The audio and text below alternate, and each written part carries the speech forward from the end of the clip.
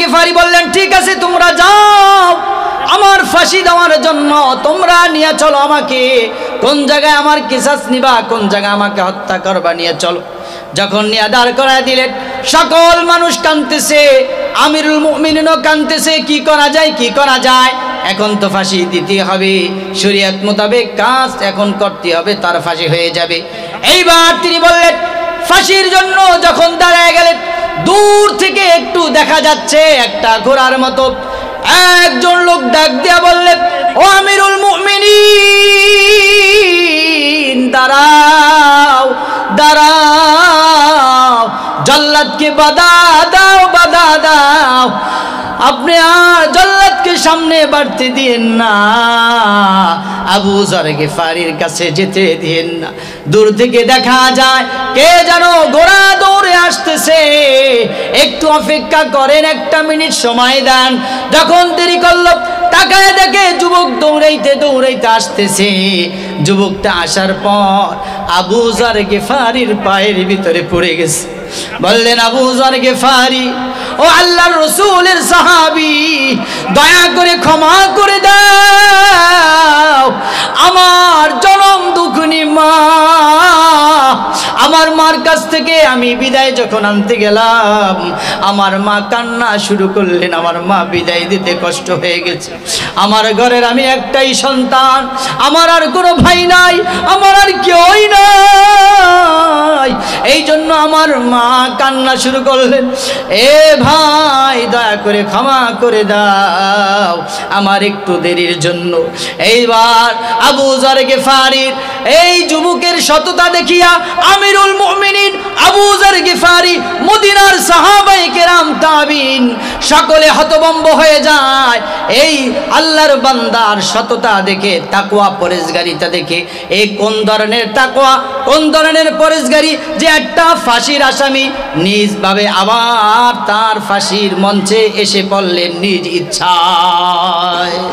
ওই আল্লাহর বান্দা যুবক দৌড়ে এসে বললেন, এইবার ফাঁসি আমাকে দেন, আমার ভাইকে ছেড়ে দেন।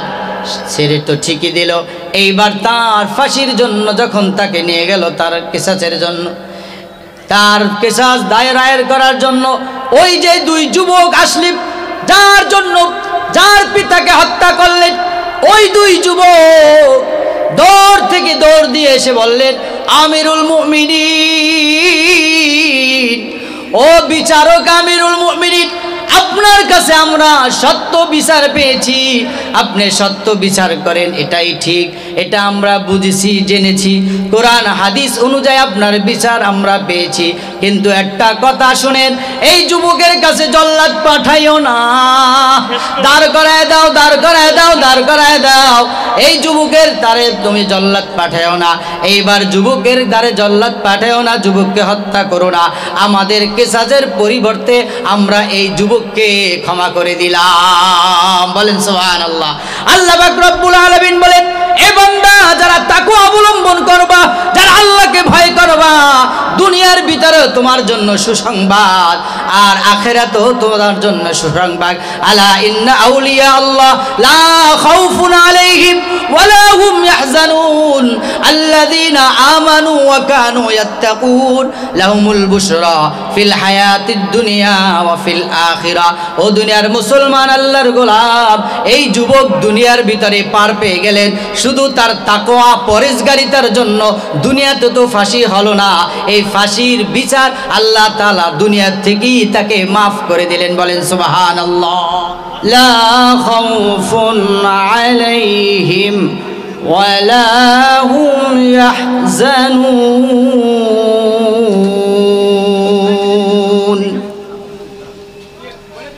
আল্লাযীনা আমানু ওয়া কানু ইয়াত্তাকুন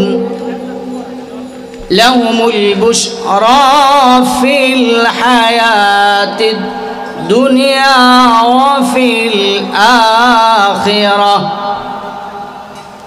লা তাবদীলা লিকালিমাতিল্লাহ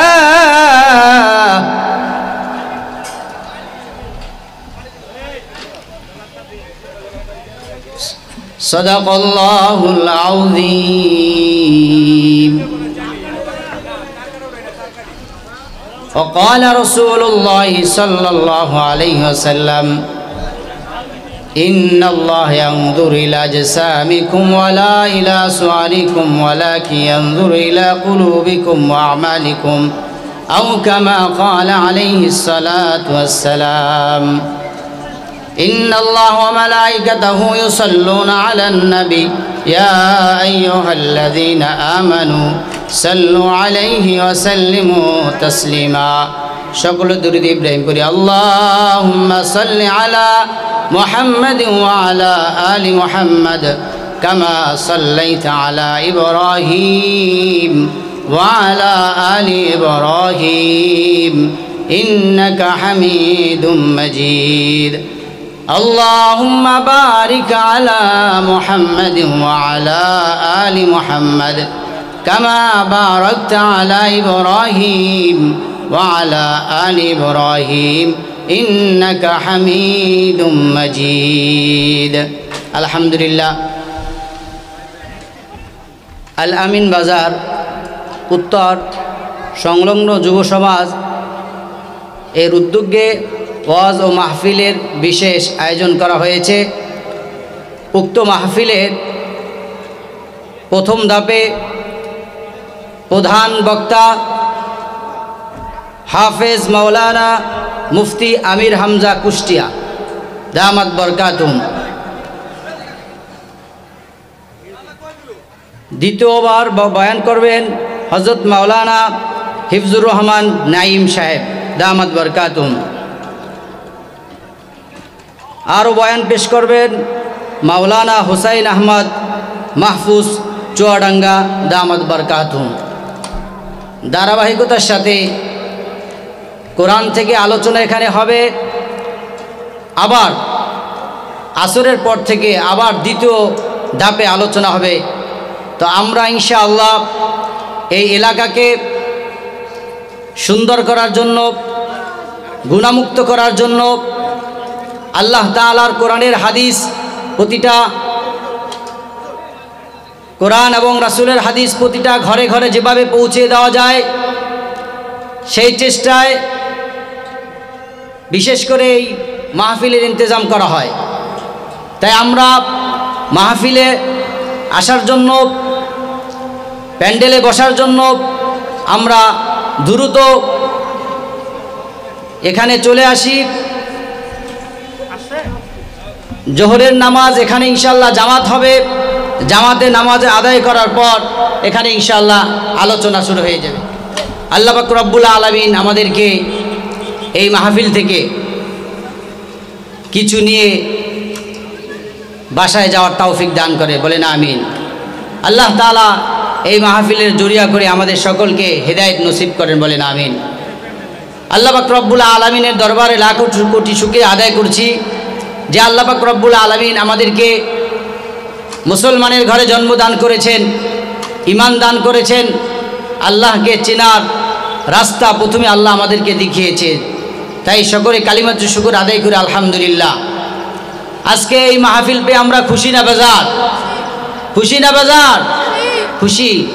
এত বড় একটা মাহফিল, আমরা যে আলোচনা শুনব, যে বক্তা আসতেছেন বাদ জোহর আলোচনা করবেন, আলহামদুলিল্লাহ সুম্মা আলহামদুলিল্লাহ, তাকে পাওয়া বড় মুশকিল। তারপর আমরা পেয়েছি। আমাদের এলাকার জন্য ভাগ্য, এলাকার মানুষদের জন্য একটা ভাগ্য যে আল্লাহ তাআলা আমাদেরকে মিলিয়েছেন। তারপরে মাগরিবের পর থেকে যে আলোচনা শুরু হবে, আলহামদুলিল্লাহ এখানেও বড় বড় ওলামায়ে কেরাম আল্লাহর ওলিরা আসতেছেন। খালেদ সাইফুল্লাহ আইয়ুবী দামাত বরকাতুম, আরও অন্যান্য বড় বড় ওলামায়ে কেরাম আসছেন। আলহামদুলিল্লাহ সকলের কাছ থেকে আমরা নসিহত শুনবো। আল্লাহ তাআলা আমাদেরকে নসিহত শোনার তৌফিক দান করবেন, বলেন আমিন। আমি আপনাদের সামনে সংক্ষিপ্ত আলোচনা করব। আল্লাহ তাআলা আমাদেরকে তাকওয়া শিক্ষা দান করেছেন, তাকওয়া পরেশগারিতা। আল্লাহ তাআলা তাকওয়া পরেশগারিতা পছন্দ করেন, ভালোবাসেন। যাদের ভিতরে যত তাকওয়া পরেশগারিতা আছে আল্লাহ তাআলা তত বেশি তাকে ভালোবাসেন, মহব্বত করেন। তাকে দুনিয়াতে আখিরাতে উভয় জগতে আল্লাহ তাআলা তাদেরকে সুসংবাদ দিয়েছেন, বলেন সুবহানাল্লাহ। আল্লাহ পাক রব্বুল আলামিন কোরআন ইউনূসের ভিতরে বলেছেন, ইন্নাল্লাযীনা ক্বালু রাব্বুনাল্লাহ। আল্লাহ তাআলা সূরা ইউনূসে বলেন, আলা ইন্না আউলিয়া আল্লাহ লা খাউফুন আলাইহিম ওয়া লা হুম ইয়াহজানুন। যারা আউলিয়া, আল্লাহ তাআলার বন্ধু, তাদের দুনিয়া ও পরকালে কোনো ভয় নেই। তাদের দুনিয়া ও পরকালে কোনো ভয় নেই। আল্লাহ তাআলা তাদের জন্য জান্নাতের সুসংবাদ দিয়েছেন। বলেন সুবহানাল্লাহ। আল্লাহ পাক রব্বুল আলামিন বান্দা যখন গুনাহ করে ফেলে, গুনাহ করতে করতে যখন বান্দা বিভোর হয়ে যায়, গুনার ভিতরে বান্দা যখন লিপ্ত হয়ে যায়, গুনার পর যখন বান্দা আল্লাহ তাআলার কাছে তওবা করে, তখন আল্লাহ তাআলা ওই বান্দার তওবাকে কবুল করে আল্লাহ তাআলার বন্ধু বানিয়ে নেয়। বলেন সুবহানাল্লাহ। আল্লাহ পাক রব্বুল আলামিন বলে, তোমাদের দুনিয়াতে তোমরা চলাফেরা করো, তোমাদের বন্ধু বান্ধব আছে, তোমাদের বন্ধুদের কাছে যখন তোমরা কোনো কথা, গোপন কথা বলে দাও, তখন তোমার বন্ধুরা যে কোনো সময় যে কোনো অবস্থাতে তোমার সাথে ঝগড়াঝাটি হলে তোমার গোপন কথাগুলা তিনি ফাঁস করে দেয়। আল্লাহ তাআলা বলেন, আমার সাথে তোমরা গোপন কথা, গোপন আলোচনা করবা। তোমরা যখন আমাকে আল্লাহ বলে ডাক দাও, আর যখন তোমরা গুনাহে লিপ্ত হয়ে যাও, গুনার পর যখন আল্লাহকে ডাক দেয়া বলো, আল্লাহ আমরা গুনাহ করে ফেলেছি, আল্লাহ তুমি আমাদের জিন্দেগির গুনাহগুলা মাফ করে দাও। আল্লাহ তাআলার নাম সত্তার। আল্লাহ তাআলা সমস্ত গুনাহগুলাকে আল্লাহ তাআলা আবৃত করে চাদর দিয়ে পেঁচিয়ে দেন, যাতে এই গুনাহগুলা কোনো মানুষ আর দেখতে না পারে, গোপন করে রাখে। এই গুনাহগুলা কাল কিয়ামতের ময়দানে তোমার এই গুনাহগুলা আল্লাহ তাআলা প্রকাশ করবে না। তুমি যেভাবে গুনাহ করেছো লুকায়া লুকায়া, আল্লাহ তাআলা ওইভাবে তোমার গুনাহগুলো আল্লাহ লুকিয়ে রাখবেন। বলেন সুবহানাল্লাহ।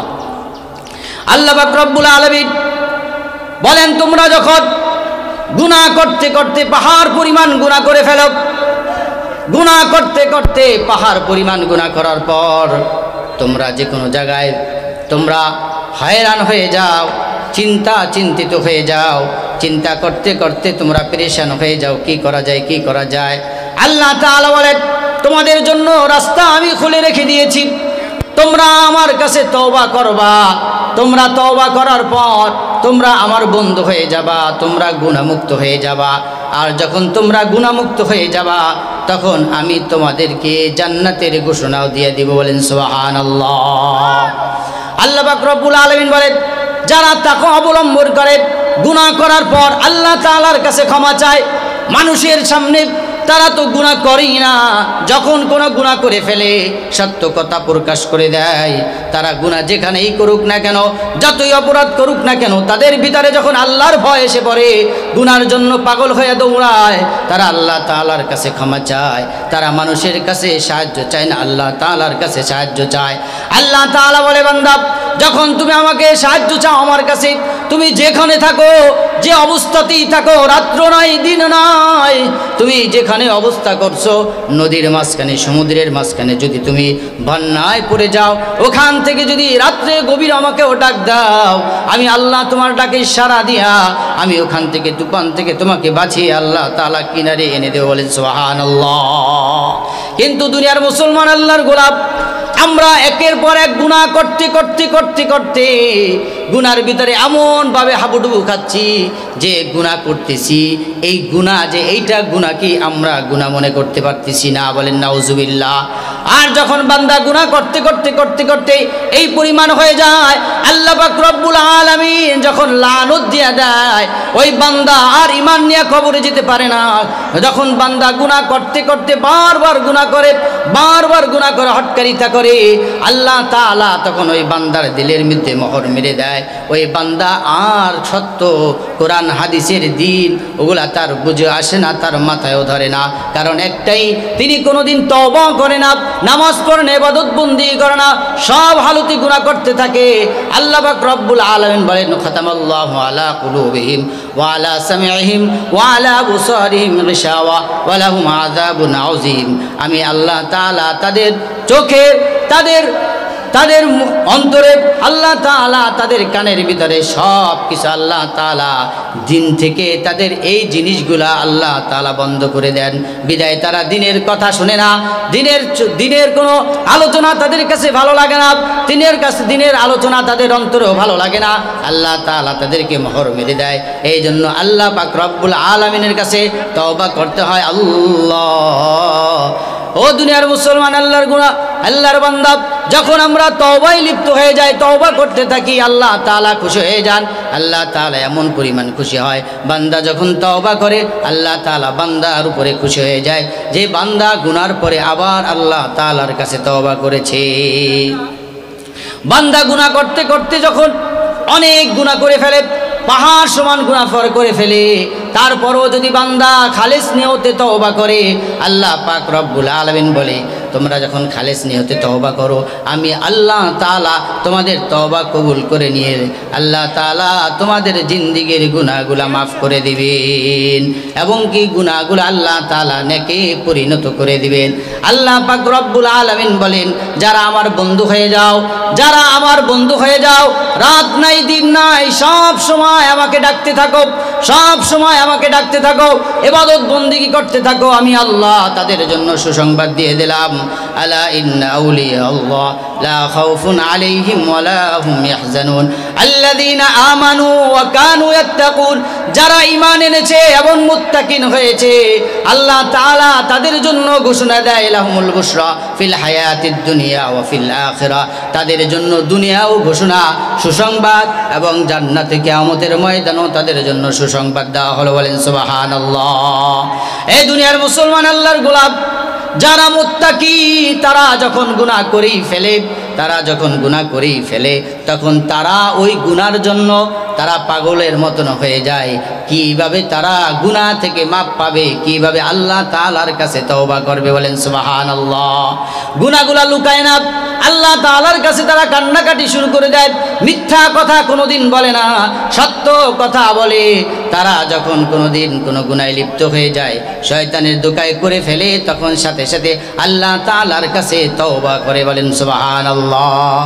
আমরা তো এখন যুবক ভাইয়েরা এই মাহফিলের ময়দানে মাহফিল হবে, মাইকের আওয়াজ কত দূরে না যাবে, কিন্তু ও যুবকেরা, তোমরা কি একবার খেয়াল করেছো লক্ষ লক্ষ টাকা খরচ করে এই কোরআন এবং হাদিসের আলোচনা তোমার কানে শোনানোর উদ্দেশ্য একটাই, যে বান্দা তুমি গুনাহ মুক্ত যাতে করে জীবন যাপন করতে পারো।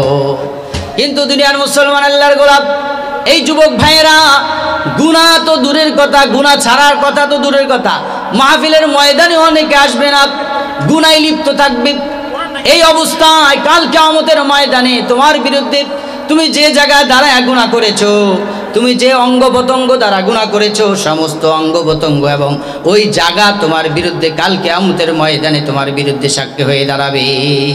কেমনে তোমরা গুনাহ করেছো, কোন জায়গায় গুনাহ করেছো, কোন জায়গায় দাঁড়িয়ে, হাত পাও অঙ্গ প্রত্যঙ্গ চোখ কান চামড়া তোমার বিরুদ্ধে 8টা জিনিস প্রতিটা গুনার বিরুদ্ধে সাক্ষী দিয়ে দিবি।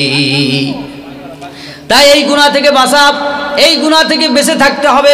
এই দুনিয়ার মুসলমান, আল্লাহর গোলাম, এক আল্লাহর বান্দা এক যুবক একটা গুনাহ করে ফেলেছে, অনেক বড় গুনাহ করেছে, ভুল হয়েছে। গুনাহটা হলো, এই যুবক একদিন মক্কাতে মদিনায় রওনা দিয়েছেন। মদিনা থেকে 300 মাইল দূরে মদিনায় যাচ্ছে যুবক। পথে যাইতে মদিনার কাছাকাছি যখন গেলেন, ক্লান্তি হয়ে পড়লেন। ক্লান্ত ব্যক্তি যুবক গাছের নিচে তার উটটাকে বেঁধে রাখলেন। গাছের নিচে উটটাকে বেঁধে তিনি আস্তে করে গাছের ছায়ার নিচে বিশ্রাম অবস্থায় তিনি ঘুমিয়ে পড়লেন। ঘুম থেকে জাগ্রত হয়ে তাকিয়ে দেখেন তার উটটা নাই। এ দুনিয়ার মুসলমান, আল্লাহর গোলাম, এই ঘটনা থেকে তোমরা শিক্ষা পায় নাও যে আল্লাহ তাআলাকে কিভাবে তিনি ভয় করতেন এবং মানুষের হক তিনি কিভাবে আদায় করতেন। তাকওয়া কি পরিমাণ তার ভিতরে তাকওয়া পরেশগারিতা ছিল, এই ঘটনা থেকে পরিপূর্ণ স্পষ্ট আপনি আর আমি বুঝতে পারবো যে তাকওয়া কাকে বলে, এই পরেশগারিতা কাকে বলে। এই আল্লাহর বান্দা যুবক ঘুম থেকে যখন জাগ্রত হলেন, জাগ্রত হওয়ার পর তিনি তাকায় দেখলেন তার উটটা যে বাঁধা ছিল উটটা নাই। তার রশি ছিঁড়ে তিনি একটা বাগানে চলে গেছেন। একটা খেজুরের বাগান, ছোট বাগান, বাগানের ভিতরে চারাগুলো লাগানো আছে। এই বাগানের ভিতরে তার উটটা জমিনে পড়ে আছে। তাকায় দেখলেন তার উটটা আর দুনিয়াতে বেঁচে নাই, মারা গিয়েছেন। তার উটের সামনে একটা বৃদ্ধ লোক দাঁড়িয়ে আছে। ওই বৃদ্ধ লোকটাকে জিজ্ঞাসা করলেন, এই আমার উটটাকে কে মারলো, কে মারলো?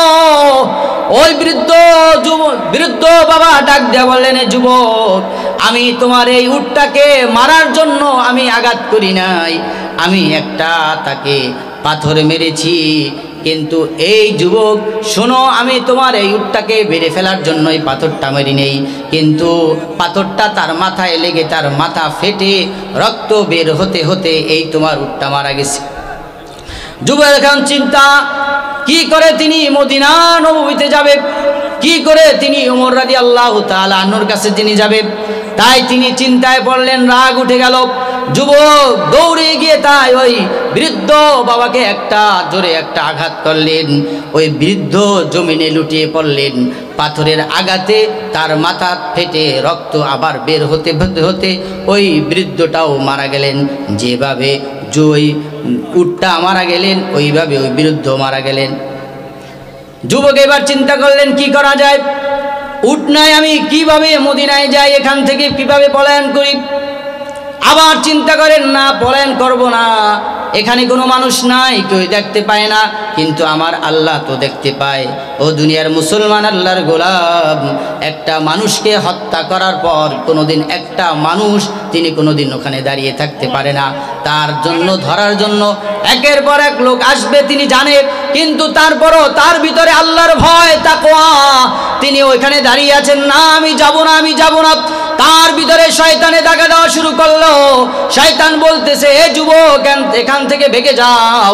যুবক বললেন, না আমি এখান থেকে ভেগে যদিও যাই দুনিয়ার থেকে আমি বাঁচতে পারবো, কিন্তু কাল কিয়ামতের ময়দানে আমি আল্লাহ তাআলার কাছ থেকে কোনোদিন বাঁচতে পারবো না, আমি এখান থেকে ভাগবো না।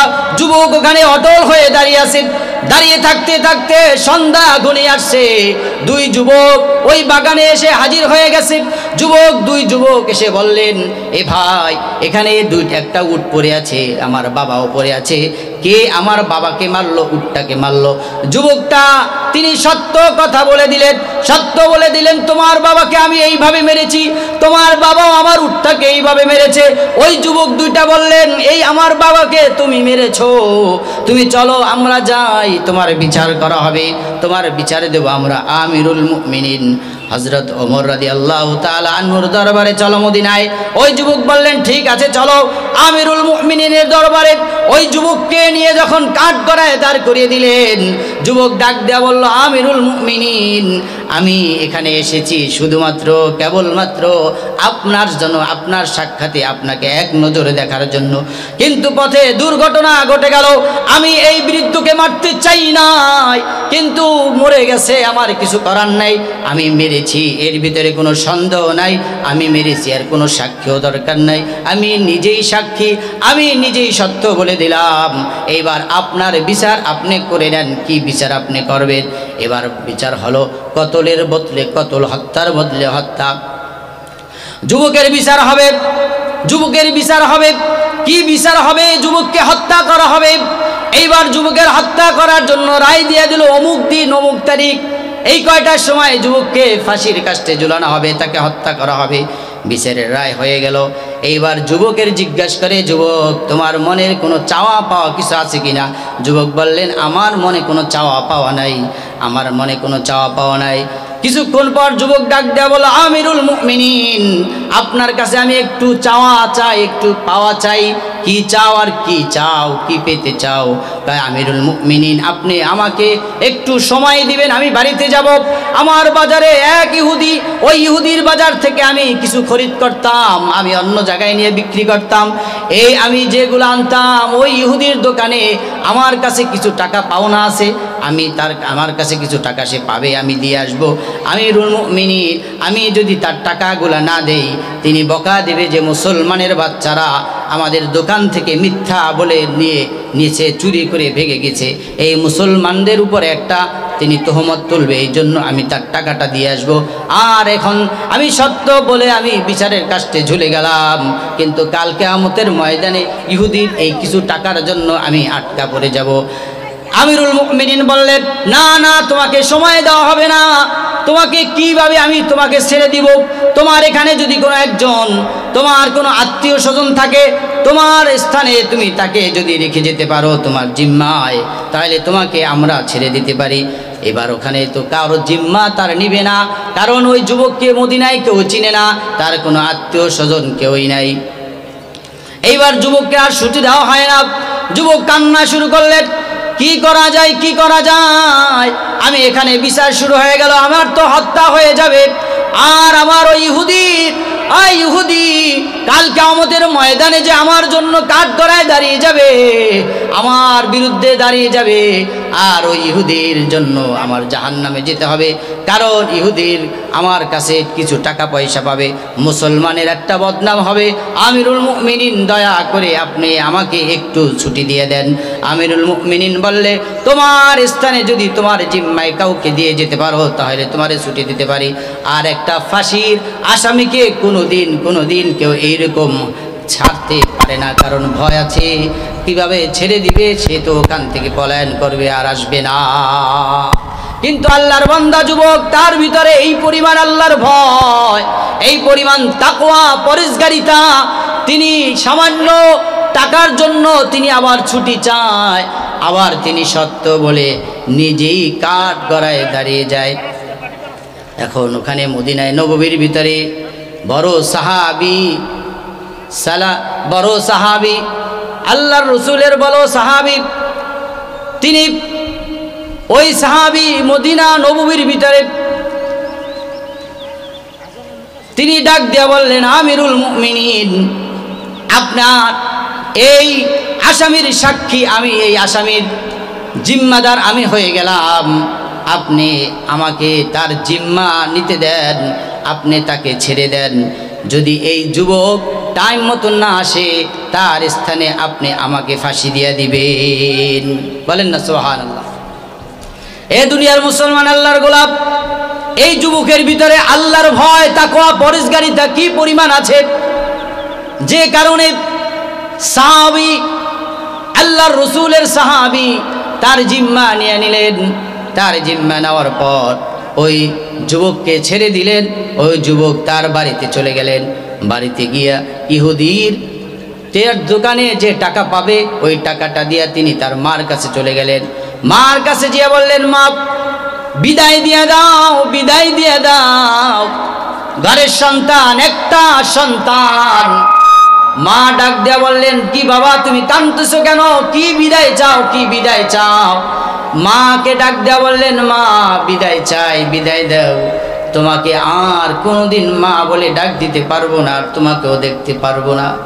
মা সন্তানটিকে ডাক দেওয়া বলল, কি রে বাবা, কেন বিদায় চাও?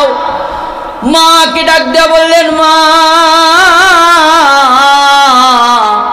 বিদায় দাও, বিদায় দাও, আমি একটা অপরাধ করে ফেলেছি, আমি একটা অপরাধ করে ফেলেছি, যে অপরাধের কারণে আমি আমিরুল মুমিনিন ওমর রাদিয়াল্লাহু তাআলা আনহুর দরবারে ফাঁসির আসামি হয়ে গেছি।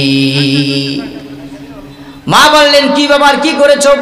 ঘটনা খুলে বলার পর ওই সন্তানকে মা বললেন, তুমি তো ইচ্ছাকৃতভাবে মারো নাই, কিন্তু যদিও না আমারও তো মরে গেছে, যা কিছু করার নাই রে বাবা। মা কান্নাকাটি করে ছেলেকে ছেড়ে দিলেন। এদিকে আল্লাহর রাসূলের সাহাবী আমিরুল মুমিনিন তিনি ডাক দেয়া বললেন, যুবক আসতে দেরি হচ্ছে, এর জিম্মাদারি যে আসিল তাকে ধরে নিয়ে আসো, তাড়াতাড়ি তাকে নিয়ে কাঠগড়ায় দাঁড় করিয়ে দাও। এইবার ওই যুবকের পরিবর্তে তাকে ফাঁসি দেওয়া হবে।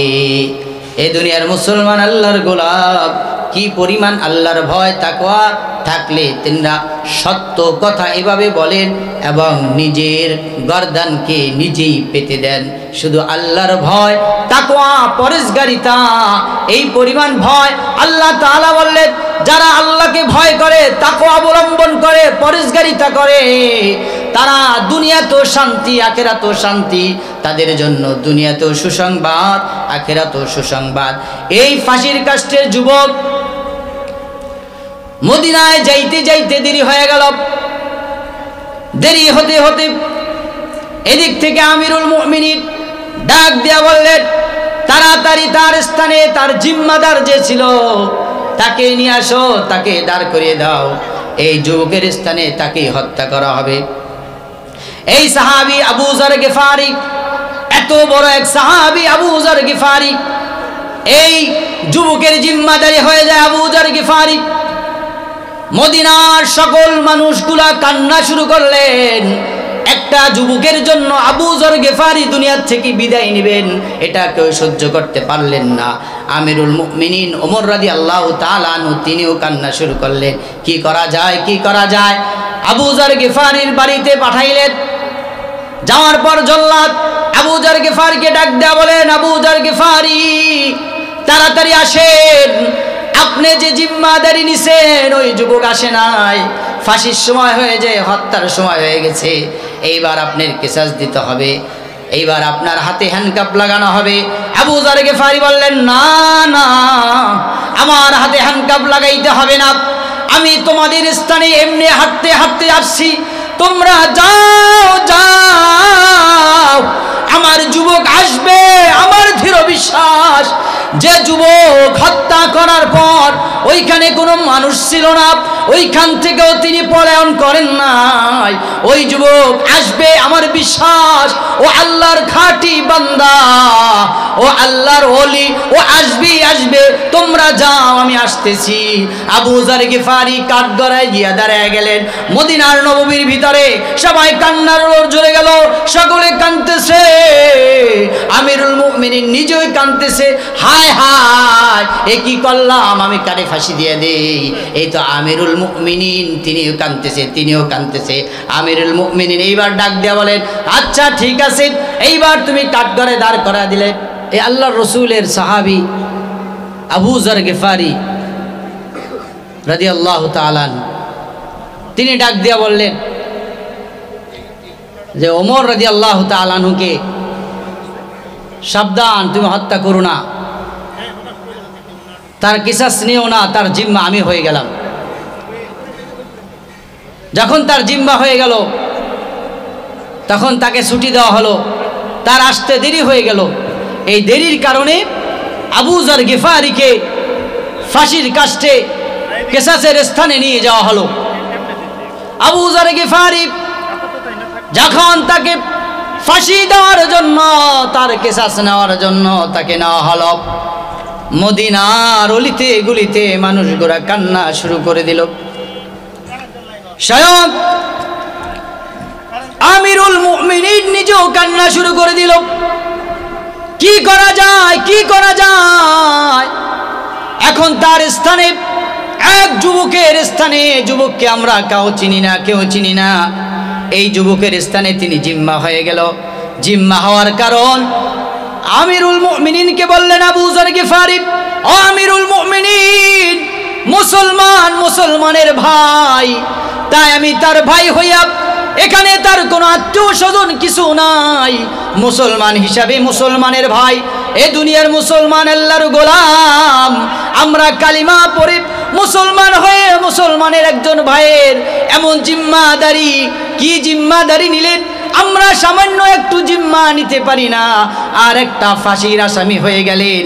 এ কত বড় আল্লাহ তাআলার বান্দা, এ কত আল্লাহ তাআলার বান্দা এবং ওলি, যে এত বড় একটা জিম্মা নিতে পারেন, কত বড় তাকওয়া পরেজগার তার ভিতরে আছে।